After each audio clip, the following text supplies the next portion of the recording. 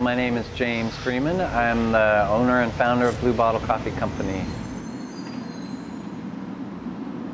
I have no background in coffee or business. I was super obsessed with coffee when I was a clarinet player, and I just took the plunge. I was sufficiently burnt out and ignorant, I think, in order to not realize I didn't have enough money or enough experience not to do it.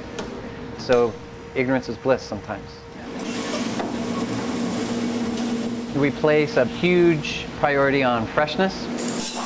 We like to get our coffee beans out the door into our customers' hands within 48 hours of roasting, so customers know that everything they're getting is really at its peak.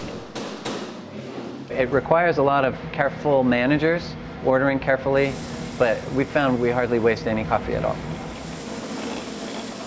I feel like I was living in an alternate universe during the recession.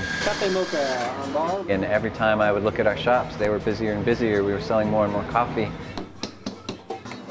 What can I get started for you? I feel very lucky. I feel like it's been this great wave that we've been riding. All I knew financially was my home checking account. I didn't spend money I didn't have. I started super cheap. I was really frugal through the whole process. When I started, I was in 186 square feet roasting coffee on a 7-pound batch roaster. And now we've got 6 cafes on 2 coasts, 2 roasteries, over 100 wholesale accounts. Our biggest challenge is definitely keeping up. Now that we're here in this beautiful building in Oakland, it's really been helpful. We have 2 vintage roasters, and finally we can go home at a decent hour. You can't run a company of 100 employees the same way you ran it with 20 employees, so you have to build in a lot more mechanisms for communication. It's sort of like a long distance romance. You have to work a lot harder. You have to call them up, "Hey honey, how's it going?"